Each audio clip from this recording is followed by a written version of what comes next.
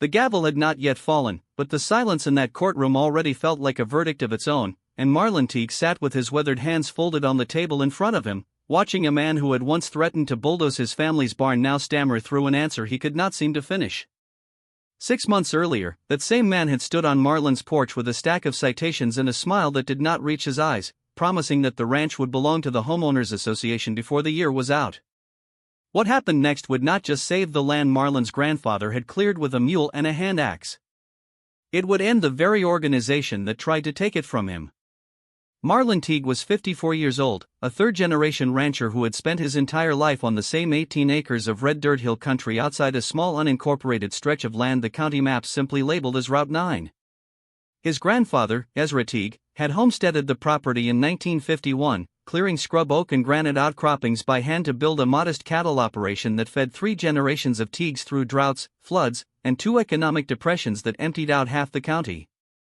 Marlon's father, Dale, had inherited the land in 1979 and expanded it modestly, adding a second well and a hay barn, while never once taking out a loan against the property, a fact Marlon repeated often and with quiet pride, since it meant the deed had passed to him in 2003 free and clear, recorded at the county courthouse under a plat map that predated the homeowners association by nearly 4 decades.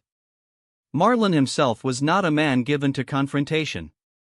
He spoke slowly, chose his words with the same deliberate care he used when mending fence line, and had a habit of writing everything down, an old accounting department instinct left over from the 15 years he'd spent doing bookkeeping for a regional feed supply company before returning full-time to the ranch after his father's stroke in 2011.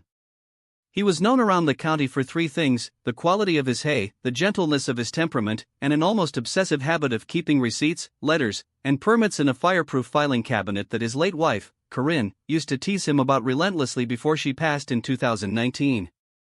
Before the trouble started, the ranch existed in a kind of quiet equilibrium that Marlon had worked his entire adult life to maintain. The 18 acres were bordered on the north by a seasonal creek that fed a small stock pond, itself protected by a water rights agreement his father had filed with the county back in 1984, a document Marlon kept in a labeled folder along with the original 1951 land patent, the 2003 deed transfer, and a hand-drawn plat map showing an access easement running along the eastern fence line, an easement that predated any subdivision development by nearly 3 decades.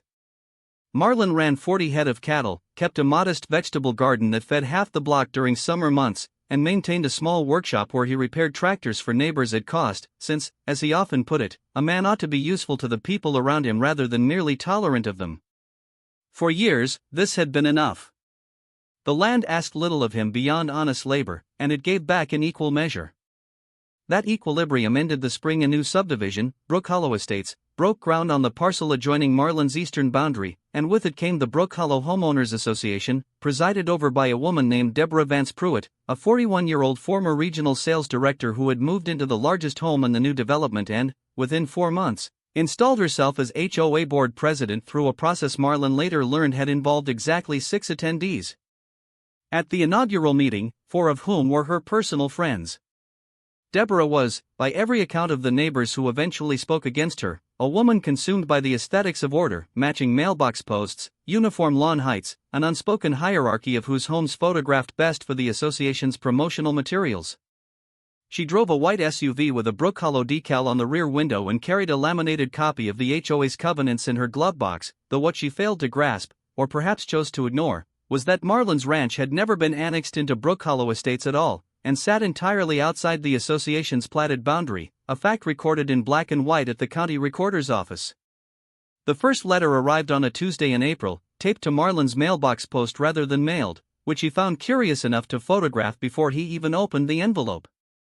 It cited him for unsightly agricultural equipment visible from Brook Hollow Lane and demanded he relocate his tractor and hay baler within 30 days or face escalating fines under Section 4.2 of the Brook Hollow Homeowners Association Covenants, Conditions, and Restrictions.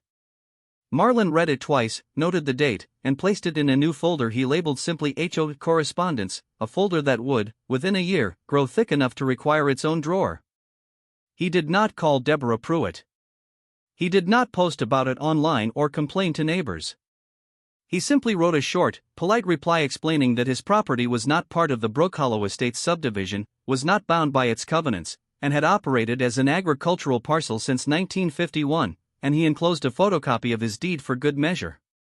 He mailed it certified, return receipt requested, a habit he'd carried over from his bookkeeping days that would prove, in time, to be the single most important decision he made in the entire ordeal.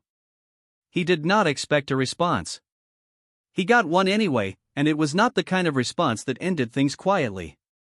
Deborah Pruitt's reply arrived 9 days later, not by mail but hand-delivered again, this time tucked beneath Marlon's windshield wiper while he'd been in town picking up feed, an intrusion onto his own driveway that he noted with a raised eyebrow but did not yet consider worth confronting. The letter dismissed his deed reference entirely, insisting that visual harmony easements apply to any property within 500 feet of a Brook Hollow platted road, a clause Marlon had never heard of and, upon searching his own copy of the recorded covenants obtained from the county the following week, discovered did not exist in any form.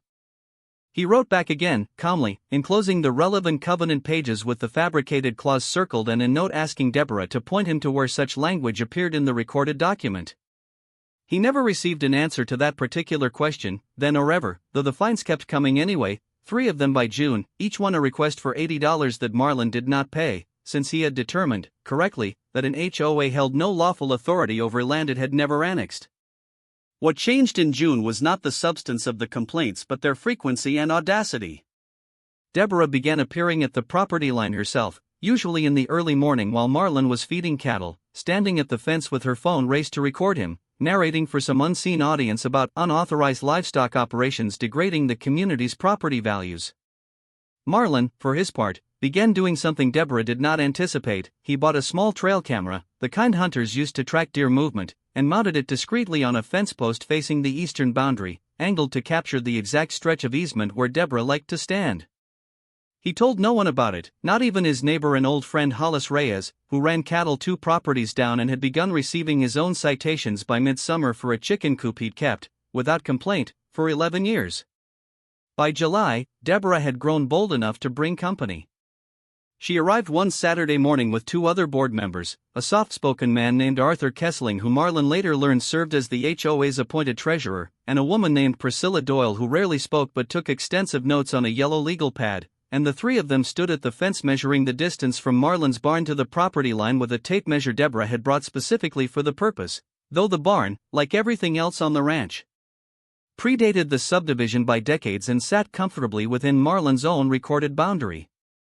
When Marlon walked out to greet them, polite as always, offering coffee from the thermos he'd brought for his own morning chores, Deborah informed him that the HOA board had voted unanimously to pursue formal association action against what she called his ongoing covenant violations, a phrase that meant, in practice, nothing at all, since no covenant bound him, but which she delivered with the confident cadence of a woman who had never once been told no and did not expect to be told no.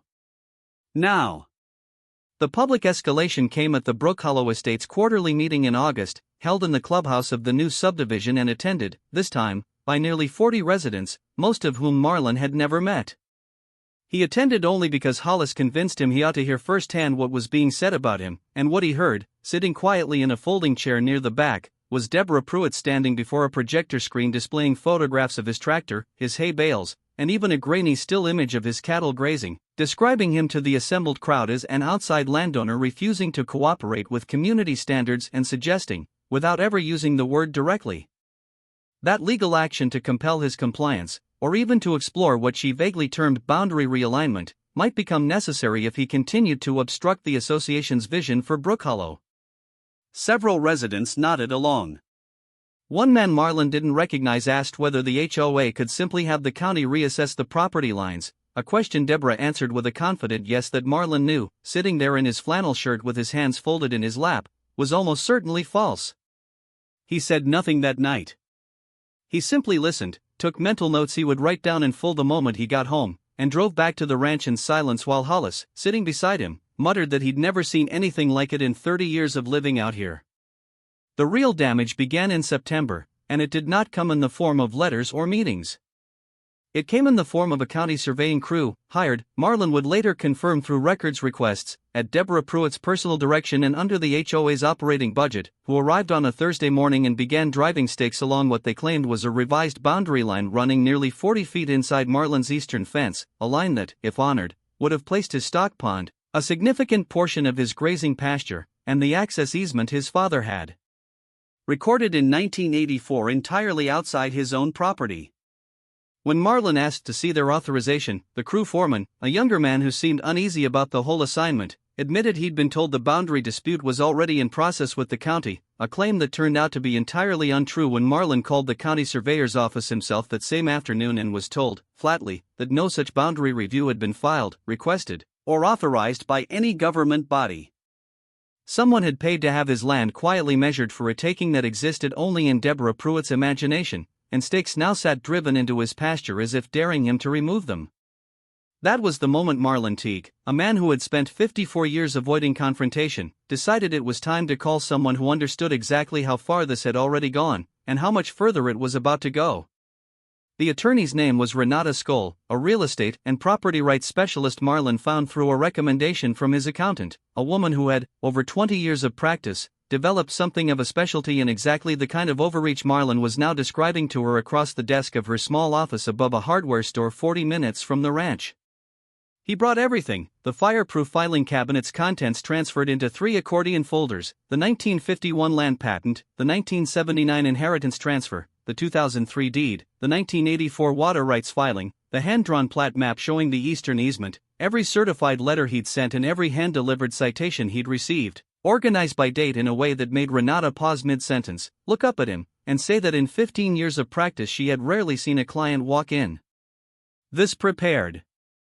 She spent nearly 90 minutes reviewing the documents in near silence, occasionally making notes, before finally leaning back and telling him plainly that not only was his property never annexed into the Brook Hollow Estates subdivision, a fact confirmed by the recorded plat maps on file at the county recorder's office, but that the surveying crew's stakes constituted a potential trespass, and that any attempt by the HOA to enforce covenants against a non-member property could expose the association, and potentially Deborah Pruitt personally, to real legal liability. She told him something else too, something that stuck with him on the drive home, that people like Deborah rarely stopped on their own, and that the documentation he'd already built, almost by instinct, was going to matter more than anything else in the weeks ahead. Renata's advice was simple and specific. Keep documenting everything, but now with more intention. Do not remove the surveyor's stakes himself, since doing so could be framed as destruction of property regardless of their illegitimacy. Instead, photograph them, log their exact locations with his own GPS coordinates, and send a certified letter demanding their removal within a set window. Do not confront Deborah directly again, since anything said in anger could be selectively recorded and used against him later.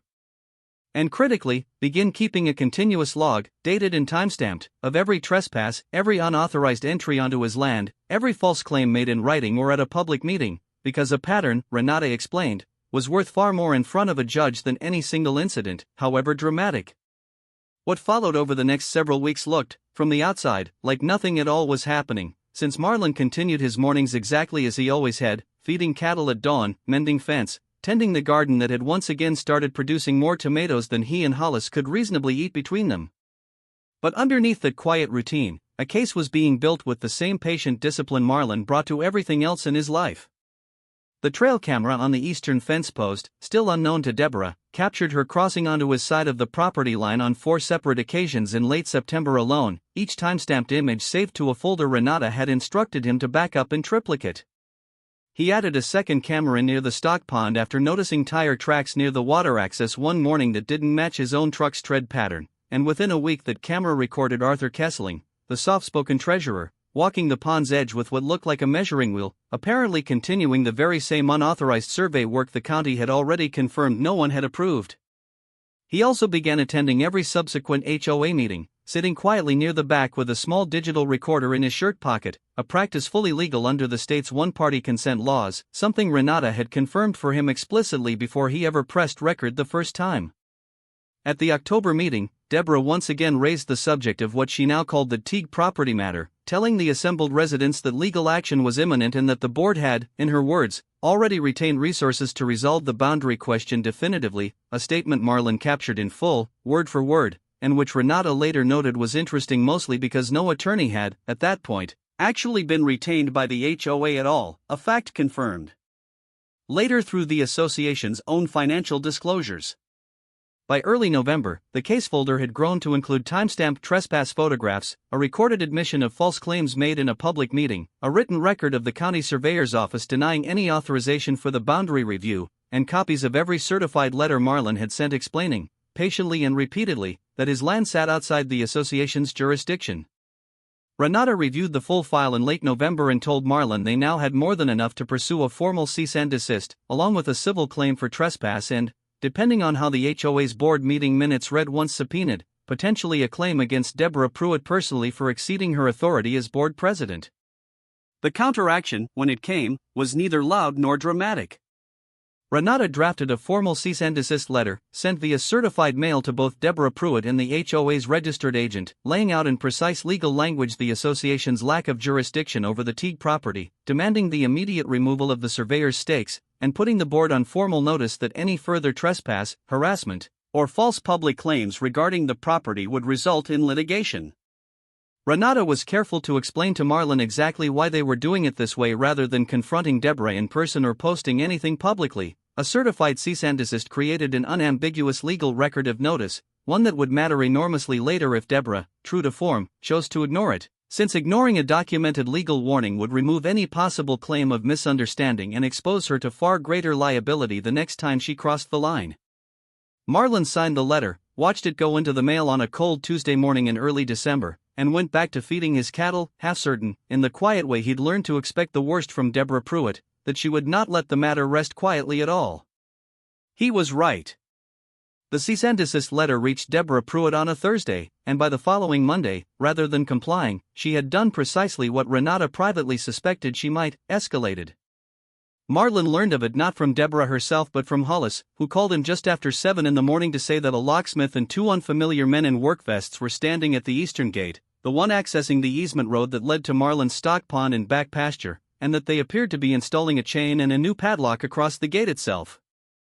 Marlon drove out immediately and found Deborah standing beside her white SUV, arms crossed, informing him calmly, as though she were doing him a favor, that the HOA board had voted to restrict unauthorized access to what she called association-adjacent infrastructure, a phrase that meant, in practical terms, that she had just ordered his own recorded 1984 easement sealed off with a padlock, cutting off his only vehicle access to 40% of his own grazing land and, more urgently, to the stock pond his cattle depended on for water.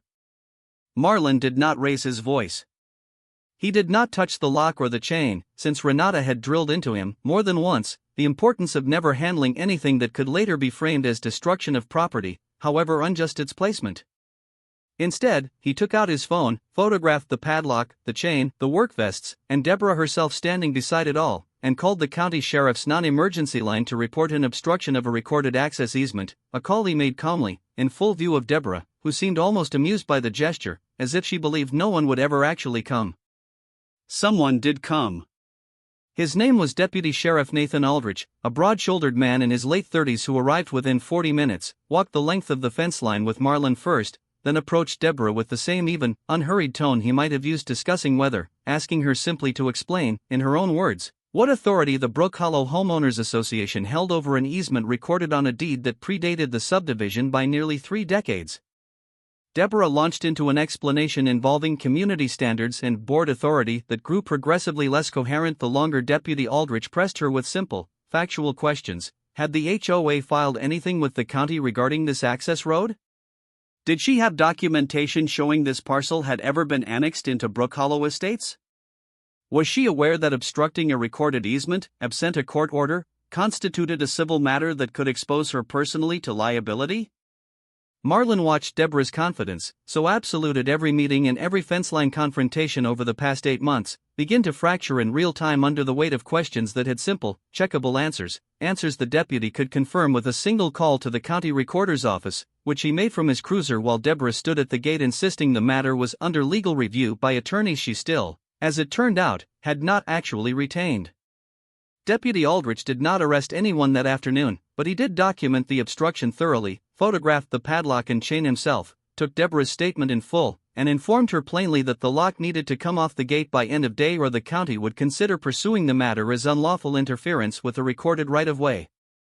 The lock came off within the hour, removed by one of the same work-vested men who had installed it, though Deborah left without apologizing, muttering instead something about how "this isn't over," a phrase Marlon noted down, dated, and filed away exactly as Renata had taught him.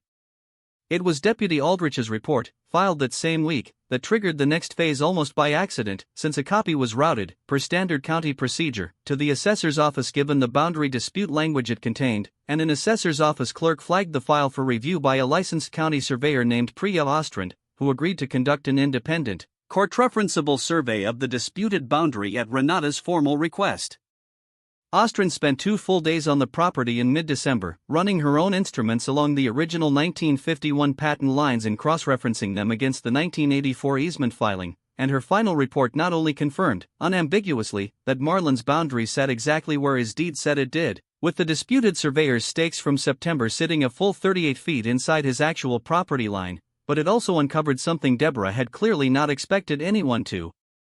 find: invoices, obtained through a subpoena of HOA financial records that Renata filed once litigation formally began, showing that the September survey crew had been paid nearly $6,000 from the HOA's general operating fund, money contributed by every Brook Hollow homeowner's dues, to pursue a boundary realignment that Deborah had never brought to a full board vote, had never disclosed to the general membership, and had authorized using her sole signature as board president under a line item she'd labeled, vaguely and dishonestly, as landscaping consultation. The reveal of true motive came shortly after, when Renata's discovery request turned up a string of emails between Deborah and a private developer named Corwin Basket, dated nearly a year before the first citation had ever been taped to Marlon's mailbox, in which Deborah discussed the potential of absorbing the Teague parcel into a second phase of Brook Hollow development, citing the stock pond and access easement specifically as valuable additions that would let the HOA market a premium Waterview expansion lot if the boundary could be resolved favorably. The community-minded language she'd used at every meeting, the talk of covenants and visual harmony and property values, had never been about the neighborhood at all. It had been about a business opportunity Deborah stood to benefit from directly, since the emails further revealed she'd already discussed a finder's fee arrangement with Basket contingent on the land becoming available. When those emails surfaced during a contentious HOA meeting in January, read aloud by Renata herself during a public records session Marlon's legal team had insisted upon, the room that had once nodded along with Deborah Pruitt's complaints against him went completely, uncomfortably silent, and Hollis, sitting beside Marlon near the back, murmured that he'd never seen a room turn on someone quite that fast. Deborah testified on the second day, and it did not go the way she seemed to believe it would. Under Renata's calm, unhurried cross-examination, the same style of plain factual questioning Deputy Aldrich had used at the gate months earlier, Deborah's answers grew increasingly tangled. She could not produce board meeting minutes authorizing the September survey, could not explain why she'd labeled $6,000 of member dues as landscaping consultation, and when confronted directly with the Basket emails, could only insist, unconvincingly, that she had been exploring options. For the community's benefit, a claim that collapsed entirely once Renata read aloud the finder's fee language from Deborah's own correspondence. The presiding judge, a measured woman named Judge Elena Marchetti who had said little throughout the proceedings beyond procedural rulings, delivered her verdict on the third day with a specificity that left no ambiguity about what the court had found, that the Brook Hollow Homeowners Association possessed no jurisdiction whatsoever over the Teague property, that Deborah Pruitt had knowingly authorized an unlawful survey and subsequent trespass using association funds without board approval, and that her conduct, particularly the fabricated covenant language and the padlocked easement, constituted a deliberate pattern of harassment undertaken for personal financial gain rather than any legitimate community interest. Judge Marchetti noted, in words the local paper would print nearly verbatim the following week, that a homeowners association's authority extends only as far as its recorded boundaries and its members' informed consent, and neither shield nor sword may be fashioned from imagined jurisdiction.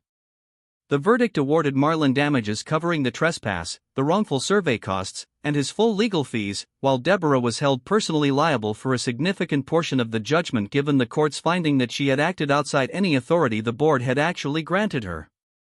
She was removed as board president within days, first through an emergency board vote that stripped her of signing authority, and then permanently through a homeowner petition that gathered signatures from nearly 90% of Brook Hollow residents, many of whom, Hollis later told Marlon with some satisfaction, had been the very same neighbors nodding along at that August meeting nearly a year earlier.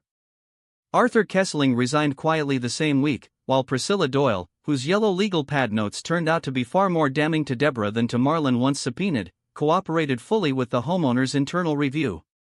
In the weeks that followed, a new board took shape under a soft-spoken retired schoolteacher named Yvonne Castellano, who reached out to Marlon personally, drove out to the ranch with a peach cobbler her husband had baked, and delivered, in person, a formal written apology on behalf of the association for the harassment he'd endured, along with a signed acknowledgement recognizing his property's boundaries and easement rights in the association's own updated records, closing the door on any future confusion.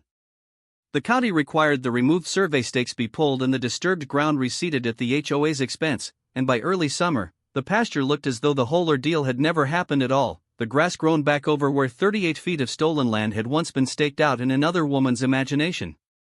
Marlon went back to his mornings exactly as they had always been, cattle fed before sunrise, fence lines walked and mended, the garden tended until it once again produced more tomatoes than two men could reasonably eat. He kept the fireproof filing cabinet, of course, the one Corinne used to tease him about, though he added a new folder to it that spring, thin compared to the others, containing only the final judgment, Yvonne's handwritten apology, and a single photograph of the eastern gate with its chain and padlock gone. There is a kind of justice that arrives loudly, with sirens and headlines, and there is another kind that arrives the way most true things do on land like this, slowly, through patience, through the quiet accumulation of dates and documents and photographs taken not out of anger but out of habit, until the truth simply has nowhere left to hide. Marlon Teague never raised his voice through any of it, never matched cruelty with cruelty, and never once doubted that the deed his grandfather carried into that county recorder's office in 1951 would still mean exactly what it said 70 years later, provided a man was patient enough, and careful enough, to prove it. The land remembers who tended it honestly, and in the end, it was the paperwork, not the shouting, that set things right. Some inheritances are written in soil, and some in ink, but the ones that last are the ones a person is willing to defend quietly, one honest record at a time.